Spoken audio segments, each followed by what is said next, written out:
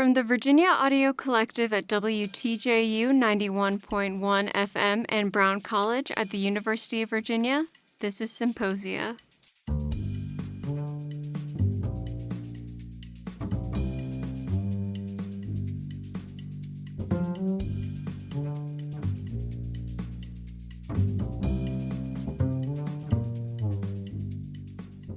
Welcome to Symposia.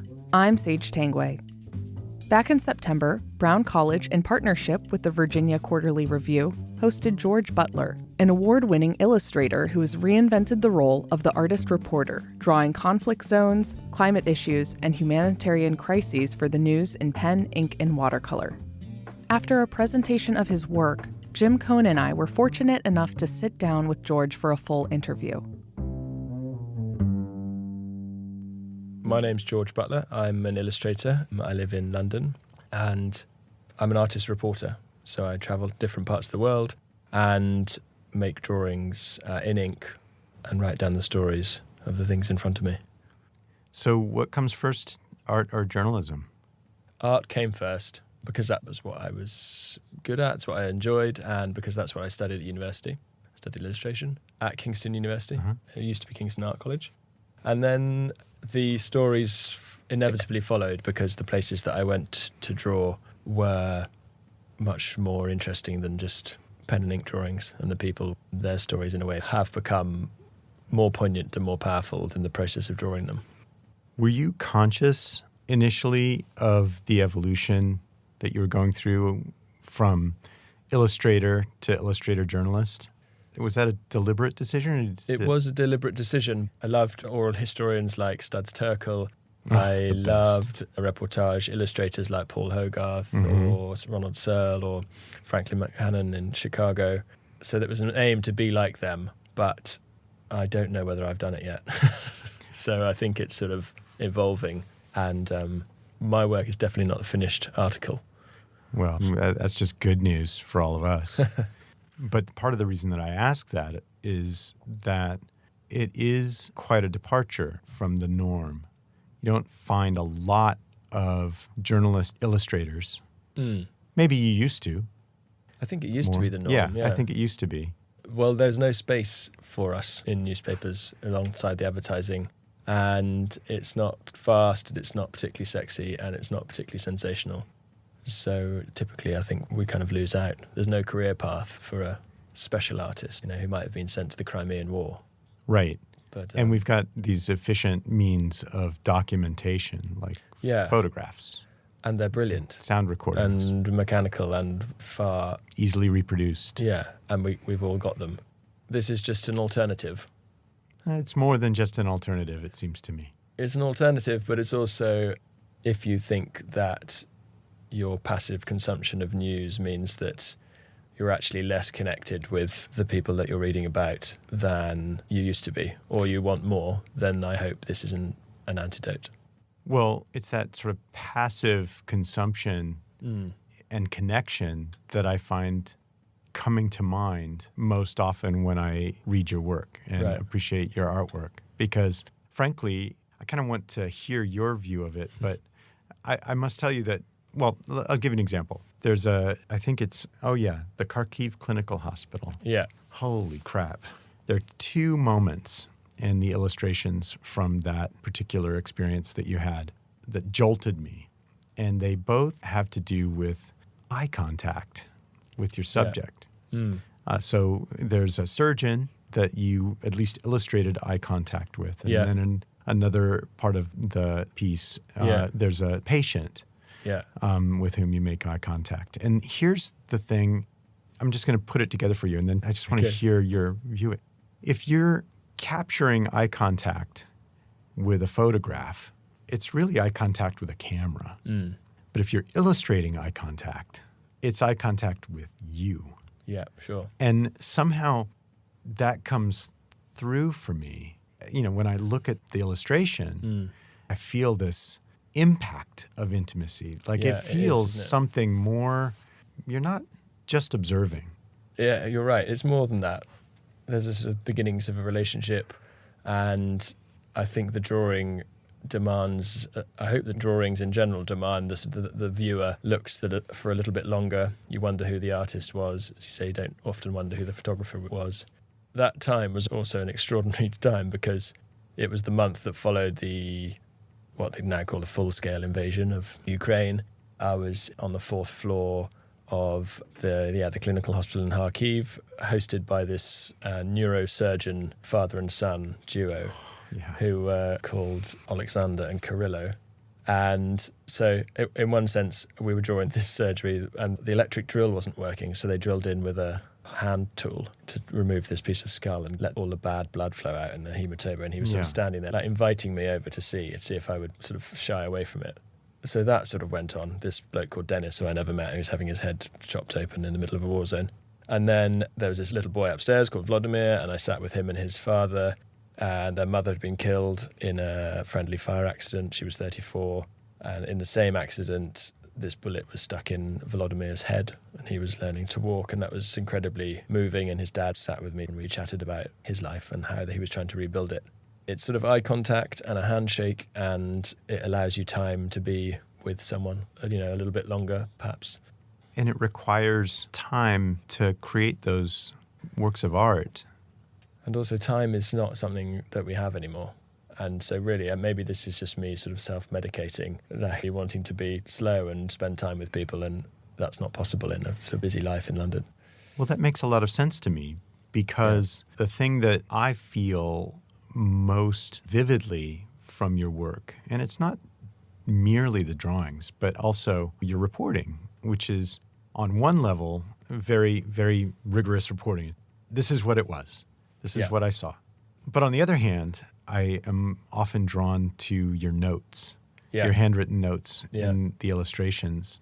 And I think the common theme that you bring in with such power is intimacy. Yeah. Well, I feel very close to whoever they are normally. And it is an intimate moment, is to sit and draw someone. There was one in the same hospital, actually. I bumped into this architect in the corridor. He's called Sergey. And he was in his house when it was bombed. And I said to him through one of the nurses who spoke English, "Can I draw your picture?" And he'd grinned from ear to ear and said, "Yes, but I will also draw you as well." And so a date was arranged the next day, and we sat in this empty wardroom. No one in the wardrooms because everyone was in the corridors because they didn't want the windows to blow up on them. And he'd drawn me a picture overnight of a Russian tank about to run over a little girl holding a Ukrainian flag. Then we sat opposite each other and we drew. And we didn't really speak very much English. He understood a little bit, but he couldn't speak it back. So we just made these two pictures of each other. And we've been friends ever since. But he doesn't have an email and he doesn't have a mobile phone, so he has to go to his house. But it was the beginnings of a shared moment, and there's a real fondness. I'm very interested professionally and artistically in hands. And not just for sort of their form, but for their function, right? Yes. They're very useful. They're for clasping and holding. But the sensory information that you get from your fingertips is so much greater than really any place on your entire body. And what you're doing when you're drawing or working with almost any kind of artistic medium is you're touching. Yeah. And that seems also to underscore some of this theme of intimacy in what you do. Yeah. And if you teach drawing, then that coordination between your eye and your hand is the thing that you're trying to make automatic, and you're trying to feel kind of depth and fluidity and a sort of sense of volume and shape in whatever's in front of you. And there's a powerful connection, isn't there? This must be something deeply rooted in the human condition to want to interact in that way. Yeah, and that in fact comes out not only in the content that you select to draw, but in the fact that you have a style, right? The famous Picasso quote that your style is the difference between a circle and your drawing of a circle. You know, you can see your hand. That's good, isn't it? He's got one for everything, hasn't he? Yeah, that guy is such a pain in the ass that way. Yeah. One of the things that really hit me was in your drawings of Becca and Syria, the Syrian refugees in Lebanon. Valley. Yeah.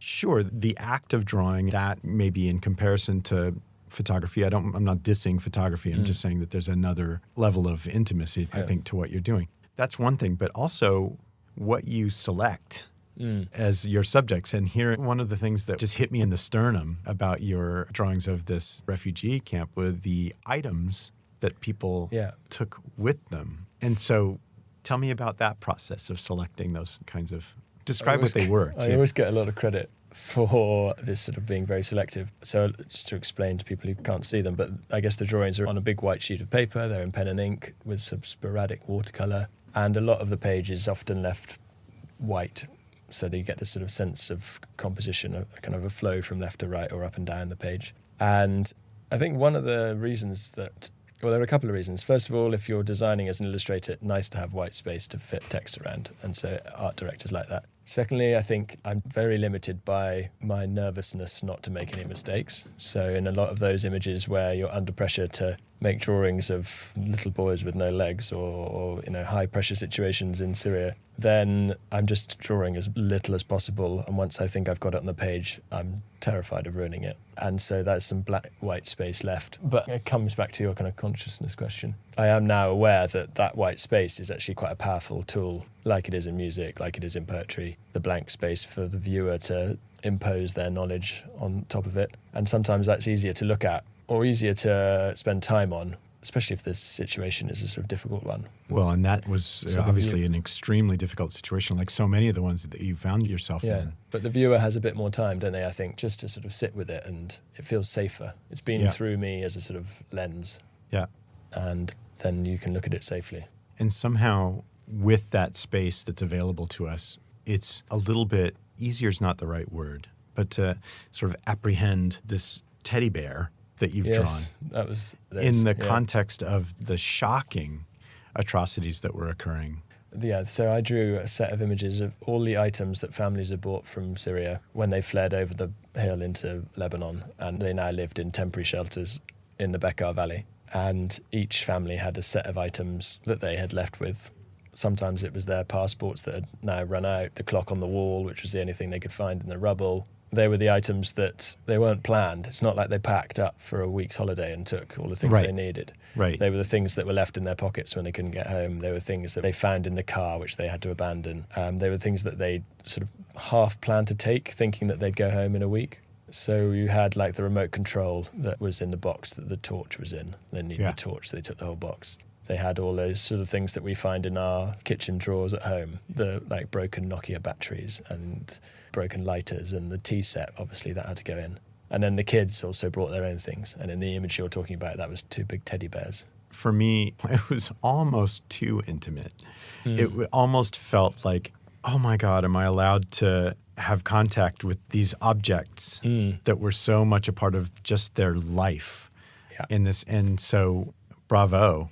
I mean, I don't remember often feeling that way, encountering a piece of journalism. I think, really we should have collected them up and put them in a museum to remind everyone what that might have been like. But I guess in a way I was trying to protect us all from in that room, from me having to sit opposite them and draw them. So it felt, it's okay, we'll just get your belongings together and draw them on the floor. That's safer for everybody. I mean, I may be imagining it, but some part of that feeling seems to come through. Yeah, I think it does. I mean, when I think about them, they're not things that anyone's ever wanted to buy. So thankfully, in my studio in London, just sort of a nice flick through the drawings every now and trying to find something, and then I see them there. One of the things that comes up as sort of perpetual dilemma in photojournalism is death and photographing death, and the maybe more sort of graphically violent aspect of what's inextricable from the kinds of situations that you find yourself in all the time. Yeah. Now, I think you've been super successful in conveying, with real emotional force, the sort of humanity of those situations. But I wonder if it has come up for you, this question. From a photography point of view, there's always a drive, isn't there? The industry to kind of demands a more and more shocking image. So often those pictures are taken without necessarily knowing whether they're going to be published or not. And sometimes they are, and sometimes they're not. And sometimes they change the world. Yeah, and so the little boy on the beach, or yes, for example, I think it's proportional in that sense. The message you're communicating has to be one that is worth sort of being in that moment. But there's a bit more let off with illustration, isn't there? Because I guess I'm limited by my kind of ability to make it completely horrific. So there were bodies in Bucha that, lying on the side of the road face down, or some of the naked Russian bodies that were stripped and left there as a sort of sign of disrespect that perhaps wouldn't have been tasteful to stop and draw, although I could have. But the bodies being lifted out of the graves on that day outside of St Andrew's Church felt like, even though it was photographed perhaps more than anything else, felt like a important and a moment that we should be telling and remembering and acknowledging, even though it is sad, but to do it respectfully and through an illustration. And yeah, it is a fine line, and I think circles us back a little bit to that intimacy that we were talking about earlier. There's an element of intimacy that creates a danger of being extractive, Right.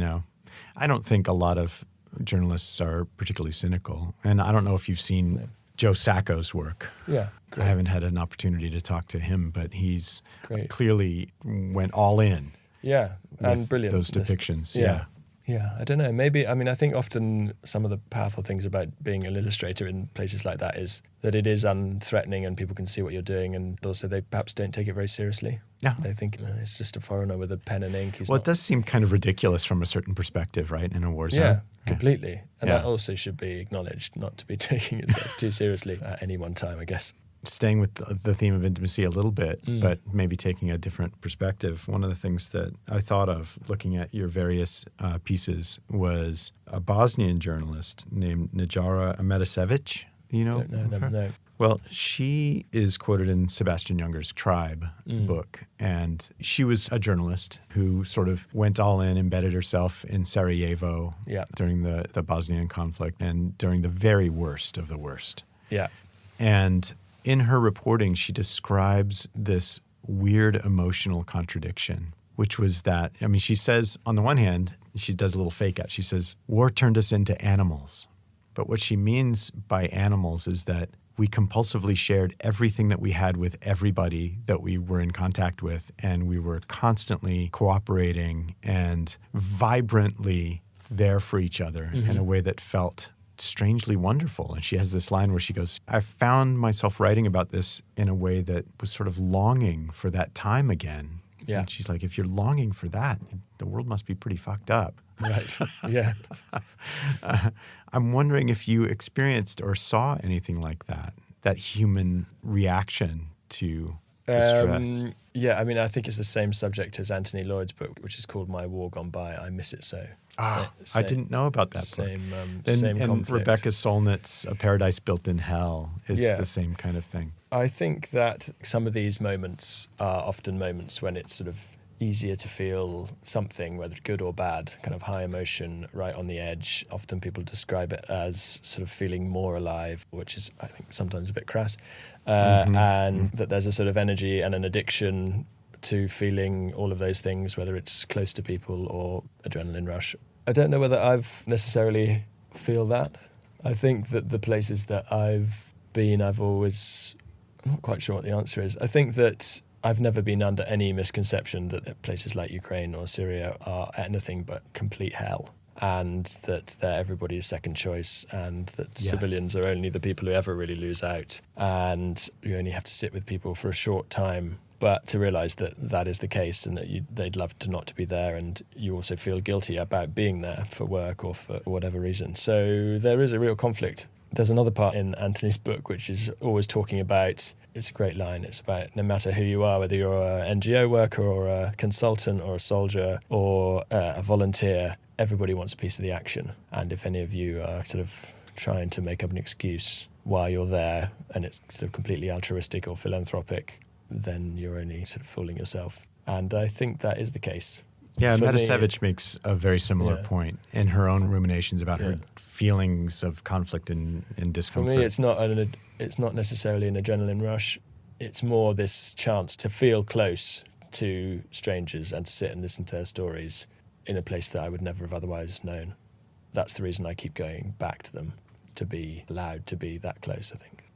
Could you articulate what it is you hope, if anything, to do for them? Yes, I think the stories of individual civilians who history would have otherwise forgotten, Madame Olga and Vladimir and Tatiana and Denis and both Sergeys in Ukraine, I think that there is value in telling those stories, and I think that it's so easy to get caught up in tank tracks on the tarmac, or the bombs exploding on the horizon, or the sort of smart one-liner that we see on the news from whichever president we're watching. But the reality is that these are probably just very ordinary people who were trying to do something different. Their stories were probably quite boring until the day that war was declared, and then they did whatever they could to survive. You kind of see the specialness in them. And they're willing to share it. I think the process of sitting opposite someone with a pen and paper is a very disarming one. And some people don't want to talk about it because they don't ever see themselves as heroes, and some people want to talk way too much, and some people want to share because it feels therapeutic, some because they're just being polite, some because they feel it will make a difference, and others not at all. So it's just trying to capture those oral histories, really, and the drawings are kind of visual prompts to that. Well, they're also visual histories and sort of filtered through your eyes and And it feels hands. nice to show them. I feel Yeah. like a relief when I get to show them or talk about them out loud, because that's sort of me keeping up my end of the bargain. I feel incredibly grateful. I want to make sure that I get to some of Paul's questions. Okay. He sent me a list. Well, Very first thing he's got on his list is to tell us about the general. Do you know what he's talking about? If not, it's okay. So many generals. I met an awful general in Yemen. He lived in a condo in the desert. But I think he's referring to this story, which loads of journalists were embedded in Iraq, in Mosul in 2017. Some of them for much longer than me. But for a couple of days, we sat on a rooftop in West Mosul during the kind of Golden Division's fight against the Islamic State. The Golden Division are a unit in the Iraqi army. And it was kind of surreal. I found myself actually feeling very comfortable, although we were sort of asked to keep our heads down, and there's obviously a lot of loud noises. Anyway, in amongst it all, there was this general who was sitting there very peacefully, had his binoculars looking across the city, drinking a cup of tea, having a cigarette, and everyone else is like diving around, and he's ordering in this missile strike. And at the right moment, he tells all of the journalists to put their cameras on the wall and press record. And they record the scene across the town, and the missile comes in from the sky and explodes in this sort of picturesque mushroom cloud. And those are some of the images that we associate with that war. He was And staging. He was staging it, yeah. And that is, I guess that is the reality of that's often what happens. Anyway, I made a drawing of this, which was never really paid attention to by anyone. But it just sort of stuck in my mind as, it isn't news what I drew, but it is also what happened. And so there are these 2 or 3 or 4 different versions of what was happening on that rooftop, and a truth, they all are of equal value. So that really has driven my work, this idea that the modern media industry has a quite narrow set of tools to capture, deliver news to you for a price by a deadline and into a format which you may or may not be watching at 10 o'clock, or you might be watching 30 seconds of on your phone. And that's quite limiting when you're trying to comprehend any of these places, Palestine, Iraq, Syria, whatever the issue is. So this drawing is just, for me, a chance to spend a little more time with some of those topics. Can we take a little step back out of the sort of intensity of it a little bit? I'm wondering if you could also, it's also one of Paul's questions, I think it's really important, if you could tell us a little bit about the history of this kind of reporting. You said it earlier when we were very first talking, and I mentioned Joe Sacco, and there's others that do it in a more contemporary sense, but you said that this used to be the way it was done. I mean, the history of people using drawing as a means of communicating is kind of documented from that's 200,000 years old. 25,000 years ago on the Chalvez caves. But in more modern terms, after like the great sort of 15th, 16th century map makers and various other sort of location drawings, I guess 1842 was the start of the Illustrated London News. In the absence of photography, sent artists around the world to put images to their articles. And that sold tens of thousands of copies in London. So there was a really strong association between art and war and medicine and art and... The good old days. Yeah. And Rodinson drew things like Gin Lane. They were characterized, but they were also artists' interpretations of what was happening and are very popular, engaging audiences. So, yeah, and then you fast forward slowly through history, cameras become less wieldy and more accurate. And then there's a pressure for governments during wars to use artists on the front line in World War One and Two, partly because they were what people were used to seeing, but also because they were easier to control an artist's painting than it is to control a photograph from a propaganda point of view. And in Britain, we had people like Felix Topolsky and Paul Nash and Neverson and Singer Sargent and all that lot. And then in the 60s and 70s, illustration was used a lot in adverts and in the news, but always sort of waiting for photography to take the space. Mm-hmm. And that happened quite quickly. And a few sort of diehards stuck out. Gerald Scarfe was sent to Vietnam. Paul Hogarth travelled a lot with Graham Greene in America. Ronald Searle was drawing in 1942 in the prisoner of war camp in Japan. So these sort of lasted. Linda Kitson in the Falklands. So there's a rich history. There's a formula that works. I'm not inventing anything. It's like a sort of language, a sort of dialect that we all used to speak. And now it's sort of as if we've forgotten that it was something that we all used to understand. And so when you use it, everyone's saying, oh yeah, but actually I just speak photography. Well, that comes to my next question, also from Paul, which is how in general has the reaction been from what you might call more sort of mainline photojournalists or journalists? I mean, individually, it's always great. Uh-huh. People are kind, and I travel a lot with journalists. There's no competition there. Lots of my friends are doing brilliant things in Iraq and Ukraine and all the places that I've been and that you see on the news. But I think the difficulty is just getting things into a mainstream media.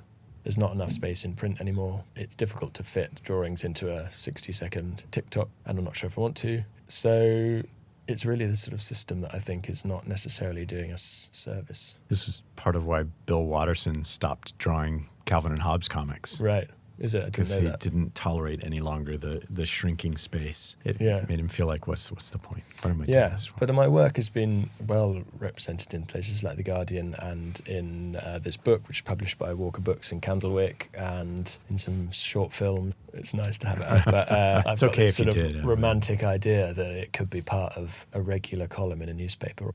In contrast to the intimacy we were talking about earlier, I suspect I'll relate to whatever you say on many levels because I'm a scientist and I'm supposed to be objective. And journalism at least implies a level of objectivity that I feel like I see in the writing. Yeah. But I wonder where you see yourself resting in terms of objectivity when you're doing illustrations that are by definition sort of subjective. Yeah, they are, and they become very personal. And I think that would be one of my criticisms of illustrative journalism, is that it's so difficult not to tell a story on behalf of the person that's sat in front of you and agreed to be still or tell you their story or sit with their child so that they sit still. And that is really difficult.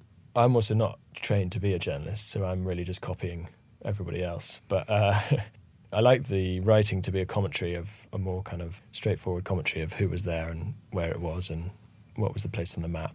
But one of the ways that I have sidestepped that conundrum in a very cowardly way this time is that instead of writing it myself, I've just recorded the interviews with people that I met in Ukraine and transcribed their words as they told them. And in that sense, they just stand, if nothing else, as a record of that time, a first draft of history which will be corrected or argued with or stand as what happened. It seems like that has also a rich history, at least in 20th century. People, recording people's... I'm excited about that being maybe a format that could work in other subjects as well. Yeah. Yeah, it's a great question. But ultimately, I feel very attached to the people, so it's not very objective. It would be impossible to be completely objective. I think you're right. I'm not sure that's what we want, is it?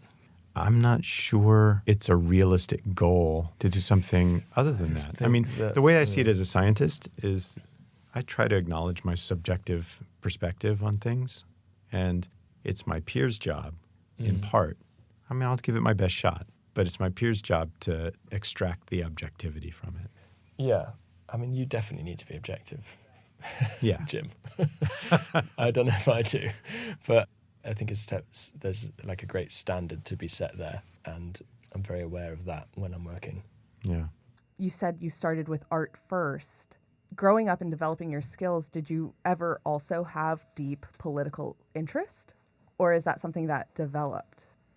I think it developed probably because I'd spent 10 years at school in England feeling quite safe and had a very nice upbringing. So the idea of going to West Africa or the Middle East, where people often said, it's dangerous, or be careful, or have you had your jabs, or will you take security, or you mustn't go there because this has happened, that only really ever drove me to go and visit and see for myself.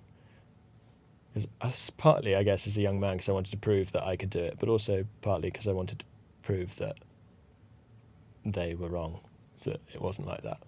And it wasn't like that. You actually got a few questions about this, was just asking about how you compartmentalize these scenarios that you're drawing and these situations that you find yourself in. And your answer was basically like, I don't.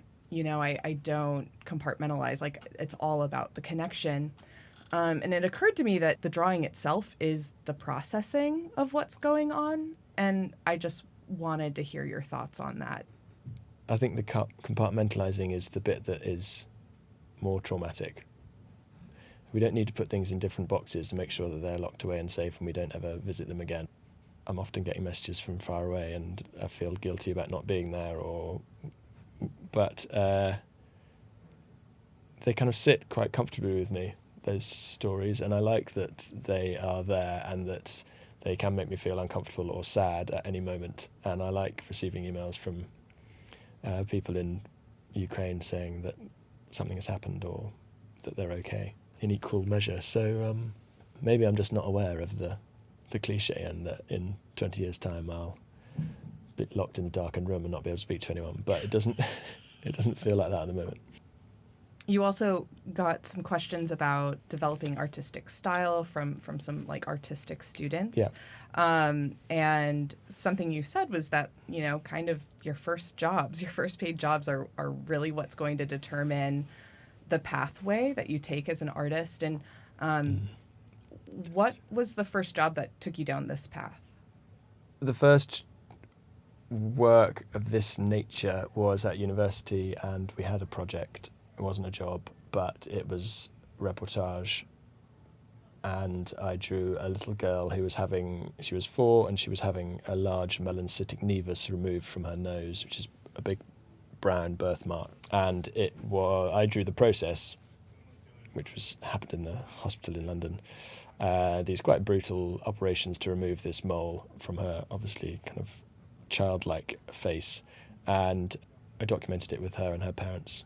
And I guess sort of at the end of the process, I realised that it wasn't as much about the girl's decision, it was more her parents' expectation of what she would look like. And that was a really interesting angle, I think. I don't think I necessarily got it across, but that developed how my work was going to look. You are, as I said yesterday, led by what people saw last time. They want to say to you, yeah, I'd like a drawing like the one you did last time. So that's a really difficult cycle to break out of. I mean, it's obviously possible, but if they're giving you cash for it, that's artists famously needing cash to get to the next job, really. A theme in your talk last night, but also in this conversation today, is this distinction that you seem to be drawing between fast media and slower forms of media. Yeah. Where do you draw those lines of distinction, and what do you see as something that we maybe need to revisit? I think that we live in a world that is increasingly interconnected, and we're supposed to be available to anybody anywhere in the world via our phones, and yet we don't appear to have a better understanding of any of the issues or any of the other people that share it with us. And I think that in part that is down to the system that delivers us the news of other people that share the planet. And there are many things that are wrong with that system, as we are beginning to learn. And so whilst it's not really going to be anything that I can ever really influence, I think that it is understood that a slower version of that news would be important. Drawing is a contribution to that side of things. and unlikely to be anything more than that in itself. But I think it's an important one to have when I think of like the stories that I want to show my 14-year-old brother, who's obviously only communicating on Snapchat and only communicates on WhatsApp because he thinks that's what old people do, as he tells me. I want to show him things that take time or that are made by hand, not produced on a computer, that have a human touch to them.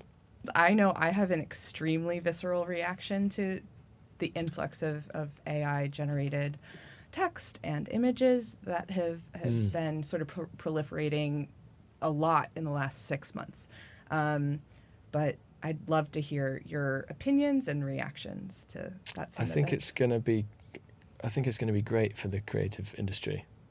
If you're creating pieces of clip art to go on an enormous image vault that can be selected by people around the world, then you might be out of a job. But if people are truly artisans and making things with their hands, or drawing, or making music, or interviewing, or anything that is touched by a human hand, I think is only going to be more interesting and more valuable and more sought after.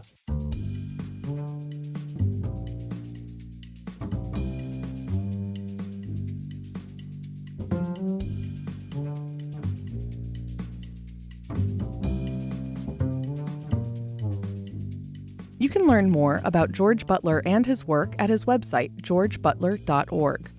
Special thanks to the Virginia Quarterly Review for arranging our meeting. Symposia is a production of the Brown College Community Media Initiative and the Virginia Audio Collective. This episode was produced by Sage Tanguay and Jim Coan, with production assistance from Sophia Moore and Eshe Sherley. Subscribe to Symposia in our sister show, Circle of Willis, wherever you get your podcasts.